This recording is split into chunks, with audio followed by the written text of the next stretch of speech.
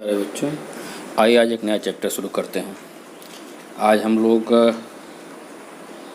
का जो चैप्टर है वह है ई बैंकिंग तथा आधुनिक बैंकिंग सेवाएं। ई बैंकिंग तथा आधुनिक बैंकिंग सेवाएं एवं सुविधाएं। आप सभी लोग भली भांति परिचित होंगे ई बैंकिंग से, नहीं तो कम से कम कुछ मोटा मोटी जानते ही होंगे। जिससे आजकल मोबाइल बैंकिंग का दौर चल रहा है, चूँकि इस समय और बेहतर हो रहा है काम। सभी लोग अपने घरों में हैं और कहीं किसी पेमेंट को करना है, रुपए का आदान प्रदान करना है, तो वो ऑनलाइन उसका कर रहे हैं। तो इसी को हम ई बैंकिंग कहते हैं। यानी कि बैंक आपके मोबाइल से या आपके कंप्यूटर से जो लिंक हो जाता है और उसी सुविधाओं को इसके अंतर्गत करते हैं। आप सब लोग एटीएम से परिचित होंगे। एटीएम जिसको एक प्लास्टिक मनी कहते हैं, वो भी इसी ई बैंकिंग की ही एक व्यवस्था है, सुविधा है। तो इन्हीं सारी चीज़ों को इस चैप्टर में बात करेंगे। बहुत छोटा सा चैप्टर है और बहुत ही आसान है। तो आइए बात करते हैं कि क्या है इसमें, क्या क्या चीज़ें हैं। तो इसमें देखिए, दो शब्द आपको पहले आते हैं। एक तो है आपका ई बैंकिंग और दूसरा है ई कॉमर्स। कॉमर्स सभी लोग आप जानते होंगे, यानी कि व्यापार तथा उसकी सहायक क्रियाओं को हम कॉमर्स कहते हैं। अब ई कॉमर्स मतलब इलेक्ट्रॉनिक कॉमर्स, यानी कि वह व्यापार, वह वाणिज्य जो हम यानी कि इलेक्ट्रॉनिक माध्यमों से करते हैं। इलेक्ट्रॉनिक माध्यम मतलब कंप्यूटर, लैपटॉप इत्यादि से काम करते हैं, मोबाइल से काम करते हैं, वो ई कॉमर्स हो जाते हैं। यानी हमारा जो भी लेन देन होगा, जो भी पत्र लिखना होगा, जो भी सब कुछ आपके इंटरनेट के माध्यम से होगा, प्रत्यक्ष रूप से कुछ नहीं रहेगा, उसको ई कॉमर्स कहते हैं। ई कॉमर्स से आशय है ऐसा व्यवसायिक सौदेश्य है जिसके अंतर्गत क्रेता विक्रेता बिना कागजों के अदला बदली किए एक दूसरे को मिले बिना इंटरनेट के माध्यम से पत्रों का लेन देन करते हैं, उसे ई कॉमर्स कहते हैं। या जो भी चीज़ें हैं, यानी कि कहीं भी कागज़ का आपका प्रयोग नहीं होगा, उसको हम ई कॉमर्स कहते हैं। और ई बैंकिंग क्या होता है? तो आपका जो ई बैंकिंग है, उसी तरह से बैंकिंग यानी कि मुद्रा का लेन देन करना बैंकिंग कहलाता है। तो ई बैंकिंग से प्राय ऐसे बैंकिंग व्यवस्था से है जो इलेक्ट्रॉनिक पद्धति के माध्यम से, यानी कि मुद्रा का लेन देन इलेक्ट्रॉनिक माध्यमों से हो। जैसे फ़ोन से होता है, जैसे फ़ोन पे, मोबाइल फ़ोन पे क्या होता है, पेटीएम का आपने नाम सुना होगा, फ़ोन पे का नाम सुना होगा, गूगल पे का नाम या अमेजॉन पे, इस तरह की तमाम सर्विस सेवाएँ हैं, ऐप्स हैं जिसके माध्यम से पैसे का लेन देन होता है। तो फ़ोन पे हो गया, फ़ोन या मोबाइल फ़ोन हो गया। एटीएम, आपने भीम ऐप का भी नाम सुना होगा, वो भी आ जाता है इसी मोबाइल के तहत। एटीएम से सब लोग अच्छी तरह परिचित हैं, जिसमें से आप पैसे निकालते हैं और पैसे जमा भी करने का सुविधा उसमें रहता है। कंप्यूटर, इंटरनेट आदि के माध्यम से जो सुविधाएं प्रदान की जाती हैं, उसमें क्या क्या कर सकते हैं? तो आप अपने रोकड़ का लेन देन यानी कैश का लेन देन कर सकते हैं। रोकड़ प्रबंधन, खातों का विवरण, स्टेटमेंट आप ले सकते हैं। ग्राहकों को विभिन्न कार्डों का प्रयोग करने की सुविधा मिल जाती है। और इसके लिए आपको क्या है, email, internet, ATM, telephone, mobile networking आदि तमाम चीज़ें इसके अंदर आते हैं। और इसकी कार्यप्रणाली क्या है? तो आपको एक पर्सनल आइडेंटिफिकेशन नंबर, जिसको पिन नंबर बोलते हैं, एटीएम में से होता है आपका पिन नंबर अलॉट हो जाता है। उसी तरह से आपको एक ई बैंकिंग करने के लिए आपको एक पिन अलॉट हो जाएगा, उसके माध्यम से आप अपना लॉगिन आईडी और पासवर्ड मिल जाएगा और आप अपने कंप्यूटर, अपने मोबाइल से अपने खाते को ऑपरेट कर सकते हैं, यानी कि उसका संचालन कर सकते हैं। जैसा कि बात हो गया एटीएम। आगे ई बैंकिंग की जो संबंधित सेवाएं हैं, इलेक्ट्रॉनिक धन हस्तांतरण, यानी कि आप पैसा एक जगह से दूसरे जगह भेज सकते हैं इलेक्ट्रॉनिक माध्यम से। पैसे का उसमें कहीं भी भौतिक रूप से नहीं पैसा दिखेगा आपका, सिर्फ उसका एक आंकड़ा ही रहेगा जो एक खाते से दूसरे खाते में चला जाएगा। आगे आपका है POS होता है, जिससे कि आपने देखा होगा दुकानों पर रखा होता है। एटीएम कार्ड इसमें डालते हैं, वो कार्ड को स्वैप करते हैं और आपका पैसा डिडक्ट हो जाता है। और आप कोई भी खरीदारी करते हैं, कुछ भी करते हैं, पेट्रोल पंप पे पेट्रोल भरवाते हैं, तो वहाँ पे काम आता है। इसको बोलते हैं बिक्री स्थान बिंदु या पॉइंट ऑफ सेल। उसके है टेली बैंकिंग इसके माध्यम से कि आप टेलीफोन के माध्यम से बैंकिंग अपना करा सकते हैं, ऑपरेट कर सकते हैं। इंटरनेट बैंकिंग, नेट पे जा कर के अपना कंप्यूटर लैपटॉप पे खोल करके अपना बैंकिंग के बारे में बात कर। Debit card, credit card, debit card, smart card, international card, ये सब भी यूज होते जारी किए जाते हैं।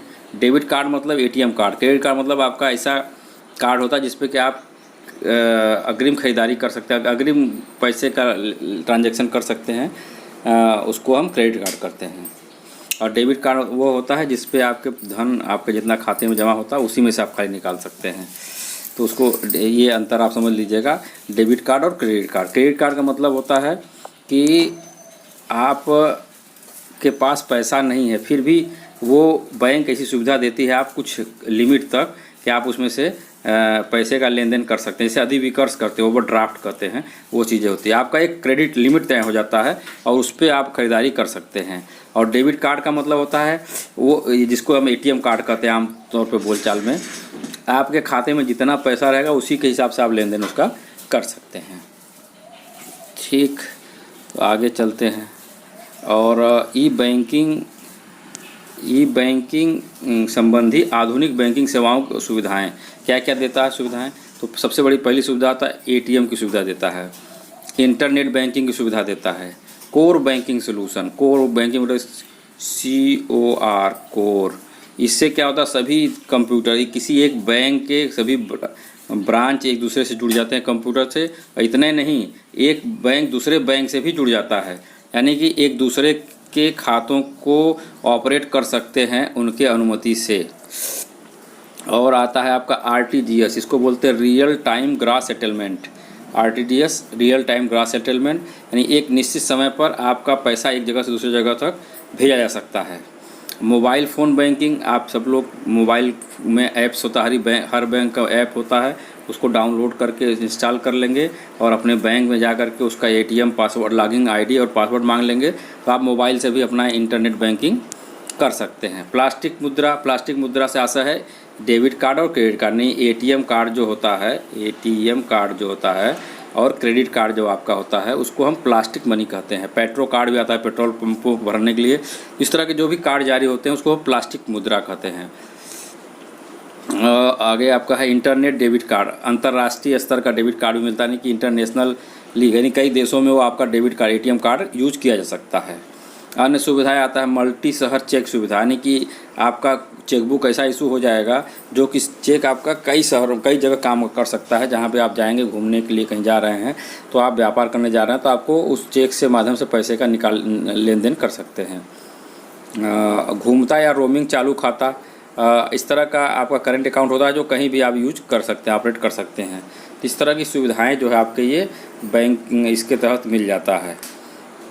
अगर हम आपको कुछ और ये सारी चीज़ें आपको यहाँ पे देखिए पूरा डिटेल के बुक में दिया गया है, इसको आप पढ़िएगा। आपका जैसे है कि ATM का कैसे हुआ, इसमें नगद निकासी की सीमा क्या है, 24 घंटे में कितनी बार कर सकते हैं, किस शहर से कर सकते हैं, 12 बैंकों के संयुक्त नेटवर्क, और इंटरनेट बैंक के बारे में भी आपको दिया गया है, इंटरनेट बैंक क्या होता है।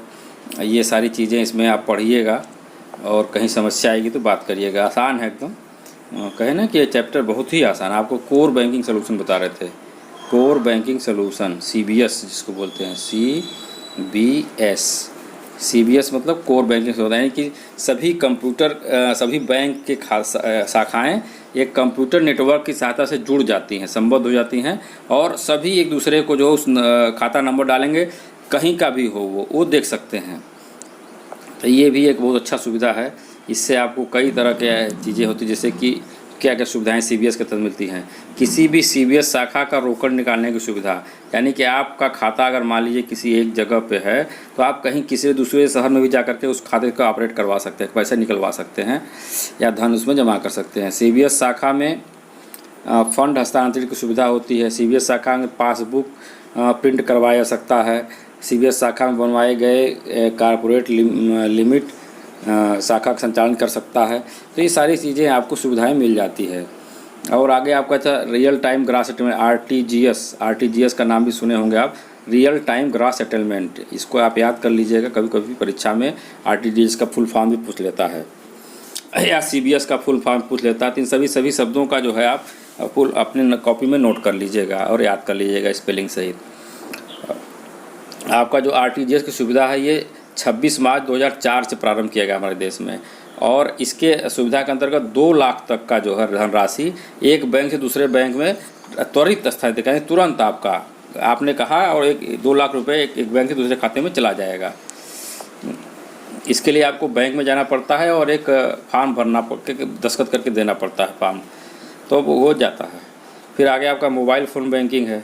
मोबाइल फ़ोन बैंकिंग यानी कि आपको ऐप्स डाउनलोड करना होगा और बैंक से लॉगिन आईडी पासवर्ड लेना होगा और आपका मोबाइल फ़ोन एक बैंक की तरह काम करने लगेगा। आप कहीं भी सारी बैंक की सुविधाएं उससे ले सकते हैं। आगे आपका प्लास्टिक मुद्रा, जिसको बता दें एटीएम कार्ड, डेबिट कार्ड होता है, इंटरनेशनल डेबिट कार्ड भी होता है। और ये हो गया आपका ई बैंकिंग से लाभ क्या मिलता है। अब आप खुद समझ सकते हैं ई बैंकिंग से कितना सुविधा है। आपको कहीं जाना आना नहीं, आप घर बैठे अपने मोबाइल से सारा अपना खाते का लेन देन कर सकते हैं। बिजली का बिल जमा करना, टेलीफोन का बिल जमा करना, मोबाइल का बिल जमा करना है, अन्य भी जो LIC की भी किस्तें हैं या किसी को कोई सामान खरीदे हैं आपको उसमें पेमेंट करना है वो भी कर सकते हैं। तो ये सारी सुविधाएँ हैं, आप यूज कर सकते हैं। ऑनलाइन ख़रीदारी करते हैं, आपको पेमेंट करना है तो आप मोबाइल बैंकिंग से उसका पेमेंट कर सकते हैं। तो ये सब सुविधाएं आपके हैं। आप इसको पढ़िएगा कि इसमें लाभ जो दे रहा है 2 तरह का, दो लोगों का लाभ दिखाया जाएगा, एक ग्राहक का लाभ और दूसरा बैंक का लाभ। यानी कि ग्राहक को क्या लाभ हो रहा है और बैंक को क्या लाभ हो रहा है, ये भी अच्छे से क्वेश्चन याद कर लीजिएगा, ये भी पूछता है परीक्षा में अक्सर। तो ग्राहक को क्या लाभ मिल रहा है, घर बैठे बैंकिंग सुविधा मिल जा रही है, समय और श्रम का बचत हो रहा है, कहीं आना जाना नहीं, समय आपका बच जा रहा है। मितव्ययी प्रणाली है, कोई खर्चा नहीं लगता है, 24 घंटे की सेवा है, जब चाहे तब आप दिन रात काम कर सकते हैं इस पर। कहीं से भी आहरण किया जा सकता है, पैसे निकाल सकते हैं आप। अब तो ऐसी सुविधा दे दिया है कि आप अपने पेटीएम के माध्यम से किसी अपने अड़ोस पड़ोस के दुकान जो पेटीएम यूज करता है, आपको धन की ज़रूरत है तो जाकर के उसके खाते में अगर ट्रांसफ़र कर देंगे तो वो कैश भी आपको दे सकता है। इस तरह की सुविधाएं पेटीएम और फ़ोनपे शुरू कर दिए हैं कि आप अगर आपके यहाँ ATM की सुविधा नहीं है तो आप अपने आस पड़ोस के दुकानदार से कहेंगे भैया मुझे पैसे चाहिए और मैं आपके खाते में डाल दे रहा हूँ, तो वो आपको कैश भी दे देगा। तो इस तरह की चीज़ें हो जाती है। खरीदारी करने का नगद भुगतान कर घर बैठे खरीदारी के भुगतान सुविधा हो जाता है। तो ये सारी चीज़ें आपको लाभ मिल जाता है। अब बैंक को इससे क्या लाभ मिलता है ये भी देख लिया जाए। बैंक को लाभ यह है कि ये कार्य क्षेत्र का अधिक विस्तार हो जाता है, यानी कि और एक चीज़ और है कि लोग शाखाओं में नहीं आते हैं और सारी चीज़ें बैंक के सेवाओं से संतुष्ट हो जाते हैं लोग, और काम का उनका पर दबाव कम होता है। जैसे कि शाखा में जाएंगे आप पैसे निकालने के लिए तो भीड़ बहुत लगती है, उनको मैनेज करना होगा, ये सारी सुविधाएं उनको और मिल जाती है। तो इसको आप पढ़िए। अब इससे थोड़ा सा एक और आ जाता है कि इससे दोष क्या है। देखिए दोष, हर एक सिस्टम में कोई ना कोई कमी होती है। अगर मान लीजिए आपने अपना पासवर्ड, लॉगिन ID, पासवर्ड किसी को बता दिया तो वो आपके बैंक को आपके खाते को से सारे धन निकाल सकता है। तो ये सारी कमियां हैं। और अब सभी बात है कि मान लीजिए इंटरनेट का सुविधा दिया गया, इंटरनेट अच्छा नहीं मिल रहा है, उसकी स्पीड अच्छी नहीं, तो काम नहीं कर पाएंगे। एक चीज़ और कमी है, कुछ चीज़ें कमियां क्या कर सकते हैं, इसको असावधानियाँ, अगर आप सावधानी से काम करेंगे तो कुछ नहीं होगा। तो ये सारी चीज़ें आपका है। तो ये रहा छोटा सा आपका चैप्टर जो कि समाप्त हो गया, और इसी के साथ आपको प्रश्न उत्तर भी दिए गए हैं, इसको भी आप हल कर लीजिएगा। इसमें कम से कम आप लोग जो है ये जो दिए गए हैं बहुविकल्पी प्रश्न कर लीजिएगा, वस्तुनिष्ठ वाले प्रश्न करिएगा, आप अति लघुत्तरी, लघुत्तरी, अति लघुत्तरी और लघुत्तरी कर लीजिएगा। तो इतने से पर्याप्त है। दीर्घ उत्तरी अगर एक बार के छोड़ भी देंगे तो कोई बात नहीं, आप इतना क्वेश्चन आप हल कर लीजिएगा अपनी कॉपी में, और कहीं कोई समस्या आती है